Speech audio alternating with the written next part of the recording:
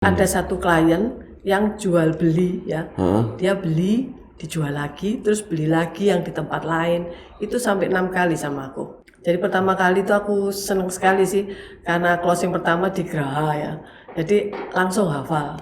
Ya, langsung terima duitnya juga banyak. Ya lumayan.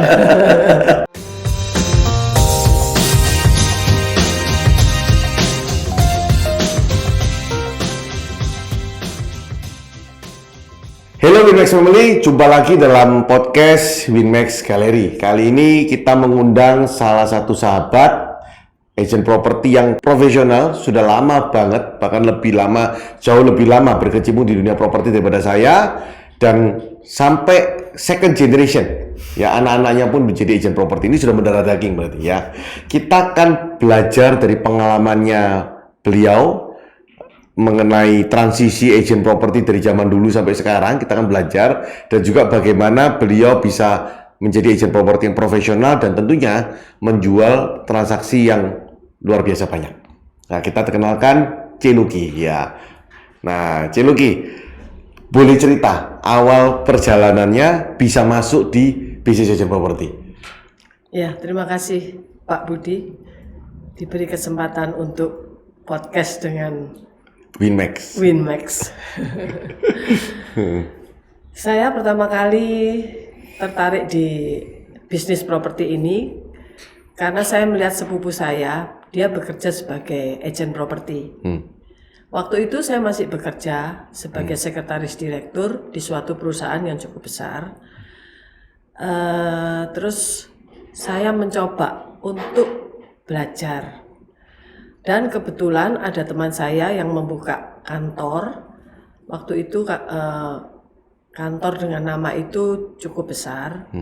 Dan saya ikut di kantornya dia sambil sebagai agent. Saya juga masih tetap sebagai sekretaris direktur. Kerja saya cuman hari Sabtu dan Minggu. Dan akhirnya saya merasakan kok lebih enak ini, waktu untuk bekerja lebih fleksibel. Akhirnya 6 bulan setelah saya bekerja double, akhirnya saya memutuskan untuk menekuni di bidang properti. Dan saya menjadi agent properti. Kira-kira 6 bulan itu saya baru closing pertama. Oh. Oke. Transaksi berapa waktu itu, masih ingat tak? Masih, transaksi tanah di Graha Family. Oh, Graha Family tahun 2004 ya? Iya. Masih sepi berarti ya? Itu udah rame? Masih ya enggak seramai. Blok apa sih, Luki? Blok I. Blok I, luasnya sama harganya? Harganya kurang lebih 2,2 M. Hah? Itu rumah atau tanah? Tanah kosong? Tanah kosong. Luasnya berapa? Luasnya di blok itu kurang lebih berapa? Harusnya 700. Sekitar 600-an. 600-an ya? Berarti cuman 3 jutaan per meter ya? Iya. Itu 2004 akhir atau 2005 ya berarti ya? Iya. Dan sekarang 17 tahun kemudian harganya naik 7 kali 8 kali lipat. Iya. 7-8 kali lipat. Iya, betul. Wih, di sana. Dan saya waktu itu saya transaksi di Graha itu cukup banyak karena mudah untuk mendapatkan tanah dan rumah di sana. Kalau saya hitung sampai dengan tahun 2000, saya kan tahun 2016, 16-17 itu sempat vakum karena alasan keluarga. Terus baru tahun lalu saya gabungkan di Winmax. Jadi sebelum tahun 2017 itu kalau saya hitung, saya transaksi di Graha Family itu kurang lebih ada kalau 18. Oh. 18. Okay. Kebanyakan tanah.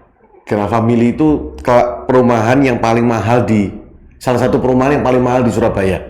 Betul. Karena ada lapangan golfnya, dekat sama tol, dan termasuk daerah pusat kota ya. Di situ. Itu daerah Crazy Rich dan sultan-sultannya Surabaya ya. Apalagi blok I di sana. Ya. Nah, waktu itu Graha Family masih sepi ya, Ci? Maksudnya sepi gimana? Untuk jualnya itu kesulitannya apa? Tantangannya jual Graha Family saat 2004-2005 itu apa? Kalau sekarang kan semua orang kan pada kalau punya duit pasti kepinginnya ya Graha Family ya kan? Ya. Rata-rata lah di situ. Dan kita tahu sendiri barang-barang di Graha Family juga cukup susah nyarinya karena barangnya terbatas. Kalau dulu gimana? Waktu dulu sih nggak sesusah sekarang.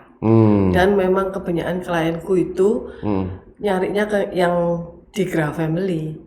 Ada satu klien yang jual beli ya, dia beli dijual lagi, terus beli lagi yang di tempat lain. Itu sampai 6 kali sama aku. Oh, oke. Waktu itu Pakuan Indah juga sudah ada ya? Ada, tapi aku nggak banyak jual di Pakuan Indah. Jadi pertama kali itu aku seneng sekali sih, karena closing pertama di Graha ya. Jadi langsung hafal.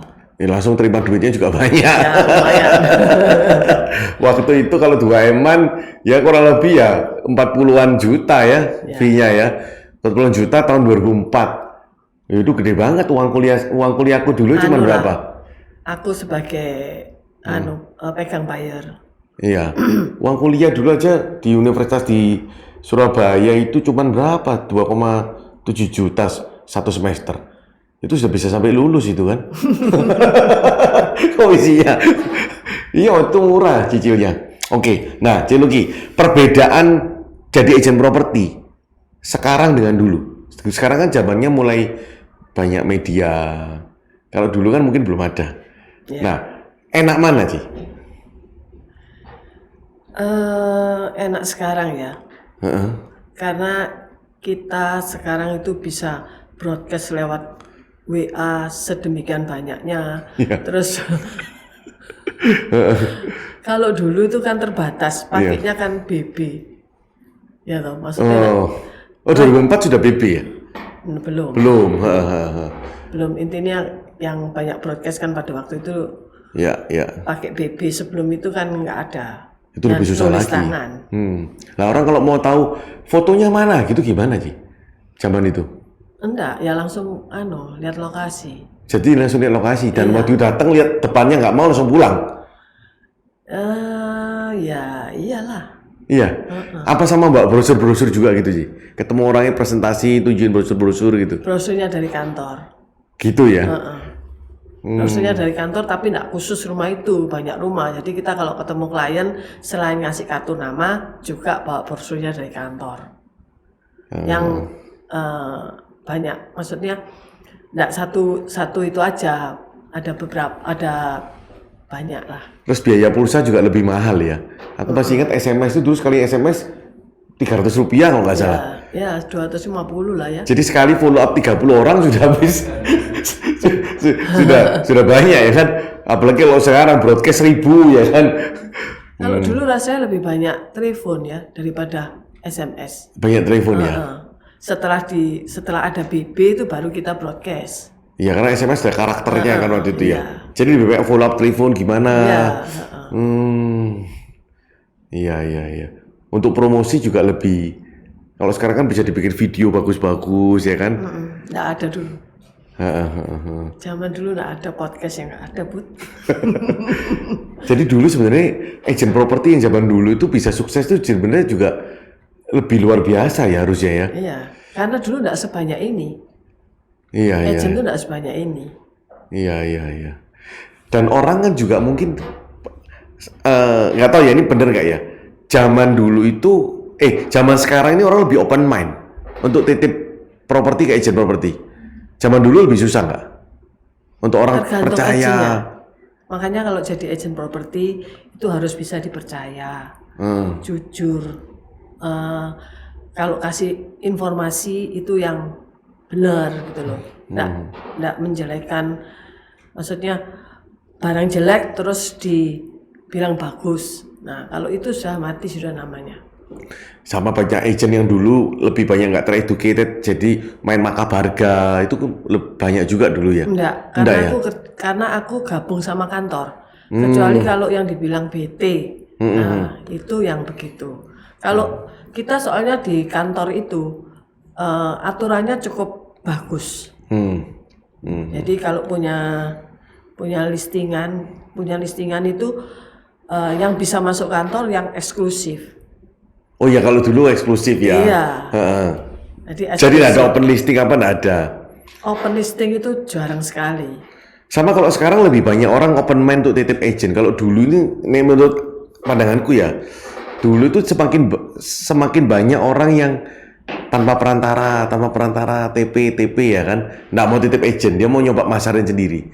Kalau sekarang ini mungkin eranya mungkin karena mereka lebih yang punya properti juga generasinya udah berbeda.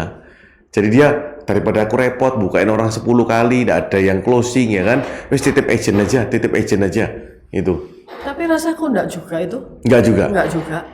Banyak yang titip malahan. Dulu juga sudah banyak ya. Sudah banyak yang titip. Tapi memang kebenaran dengan berjalannya waktu mereka nggak mau yang eksklusif. Karena kalau eksklusif itu hanya dipasarkan sama satu agent toh dalam jangka waktu 3 bulan misalnya. Tapi kalau nggak eksklusif itu kan bisa dipasarkan dengan banyak agent. Tapi kalau pas di kantorku waktu itu, kalau nggak eksklusif ya nggak bisa masuk ke jaringan. Lain kan sama sekarang kan zamannya sudah semuanya bisa masuk, kita bisa kerjain punya teman juga. Soalnya waktu itu sih sempet ya, propertinya saudara atau siapa saya lupa. Aku sempat datang ke kantornya satu brand, mau nitip. Kan harus eksklusif kan? Ya. Itu kan ngisinya banyak formnya. Ngisi ini. Karena ngisinya banyak, terus dengan pasal-pasal 3 bulan nggak boleh jual orang lain. Kalau jual sendiri pun kena komisi apa. Akhirnya nggak jadi. Saudara saya ini akhirnya, saya titip pasarin sendiri aja. Nah, tapi dengan sekarang kan lebih mudah. Untuk titip agentnya simple, BW bahkan nggak ketemu kan, BW aja ya kan, titip ini, terima minta foto udah bisa pasarin. Jadi semakin banyak peluang agent properti baru itu untuk dapetin barang lebih gampang. Kalau dulu kan harus ketemu, meet dulu. Iya betul. Ngisi form. Tapi itu ada baiknya. Karena apa? Kita jual itu kita lihat barangnya. Jadi sebelum kita masarkan, kita lihat barangnya dulu. Ya betul. Jadi kalau yang ngisi-ngisi itu nggak perlu si owner yang ngisi, kita yang ngisikan, cuman kita tanya. Ngomong-ngomong lihat barang, aku seringkali habis lihat barang, properti habis tak lihat viewing, pegang gitu ya, nggak lama laku, atau nggak lama banyak orang lihat, padahal sebelum dilihat itu orang nggak mau. Nah katanya kalau kamu sudah datang ke properti dan properti itu jodohmu, nah kadang itu bisa mempercepat penjualan. Karena kadang properti jodoh-jodohan. Gitu. Jadi kita sebagai agent itu kadang kalau survei, kemarin juga sama jual yang lumayan gede transaksinya, harus survei ketemu sama owner segala macam, 3 hari kemudian dapat transaksi, gitu. Nah kita nggak tahu. Sebenarnya aku ya juga seneng gitu. Dibawa, jadi properti itu kayak kita ngikut kita bisa ngikut di situ. Aku sampai sekarang pun tuh aku suka melakukan itu. Kalau misalnya yang kalau ada waktu, banyak waktu, kalau bisa apa yang dititipkan ke aku lihat dulu. Jadi kita kalau masarkan itu enak. Oh ini dekat mana? Oh ini sebelahnya apa? Terus kita kalau ketemu sama buyer, oh ini loh tempatnya kayak gini. Yang boleh tahu lagi, selama jadi agent properti 18 tahun, hal-hal apa yang didapatkan, Ci? Yang pasti pertama ya duit. Oke. Iya toh. Pertama kan kita kerja cari duit. Yang kedua banyak teman. Terus yang ketiga ya senang aja karena ketemu orang itu dengan bermacam-macam sifat. Itu kita tahu, oh ini kira-kira orang ini serius, oh ini kira-kira orang ini cuma tanya-tanya doang ya. Dan kita punya punya perasaan, oh orang ini bisa beli, oh orang ini cuma tanya-tanya aja, gitu. Terus ya pokoknya kerja di properti ini yang penting itu mencintai pekerjaan itu. Kalau mencintai pekerjaan itu tekun pasti berhasil. Dari yang 18 tahun tadi Cici achieve kan, dapat teman, dapat network ya kan, dapat pengalaman, happy ya kan. Dan salah satunya kan tentu finansial, uang. Nah kalau boleh tahu Cici, yang Cici syukuri dari hasil-hasil yang sudah Cici dapetin itu, ya apa saja Cici yang Cece akhirnya bisa dapetin dream yang sudah Cece bisa achieve? Ya bisa nyekolahkan anak-anak sampai lulus, terus bisa ke luar negeri, bisa beli barang-barang sekeinginanku, bisa bangun rumah, ya itulah. Bisa punya income sendiri ya Iya, kan? betul. Nggak usah minta sama suami ya Iya, kan? betul. Iya. Bangun rumah itu tahun berapa ya Ci waktu itu ya? 2014. 2014 ya. Dan anak-anak juga bisa sampai lulus kuliah di tempat yang baik juga, the best di Surabaya itu. Wah, di situ. Oke, C, di sana. C, mungkin terakhir, ada nggak tips-tips untuk para kita, agent-agent properti yang masih baru? Apa, C? Untuk bisa 18 tahun seperti C ini kan luar biasa. Konsisten loh. Silakan, C. Tips untuk agent baru, yang penting itu harus rajin, bisa dipercaya, terus jujur, tekun, terus apa ya, punya semangat, harus punya semangat setiap hari. Terus ya cari barang itu, karena sekarang barangnya banyak sekali, jangan segan-segan untuk mencari listing setiap hari, pasti akan terjadi closing. Oke, thank you Ci, thank you atas sharingnya. Semoga teman-teman semua mendapat manfaat dari sharing dari Ciluki ini. Ciluki ini juga barusan juga closing transaksi ya Ci ya. Iya. Dan selama transaksi ini Ciluki kalau cerita sama kita ini selama ini 18 tahun transaksinya mulus semua ya Ci. Nggak pernah ada ruwet-ruwet ya Ci ya? Ya ada ruwet-ruwet tapi bisa diselesaikan. Iya, nggak sampai terjadi masalah yang gede atau apa, nggak ada ya. Wah itu thanks Bisa saya selesaikan sendiri. Mantap itu ya. Menjadi agent profesional itu sangat penting, sangat perlu karena saat kita menghadapi kasus-kasus kita membutuhkan profesionalisme agent supaya tidak lepas tangan untuk tetap menghandle transaksi dengan baik. Thank you C. Kita ucapkan salam Winmax ya. Winmax sekarang pasti bisa.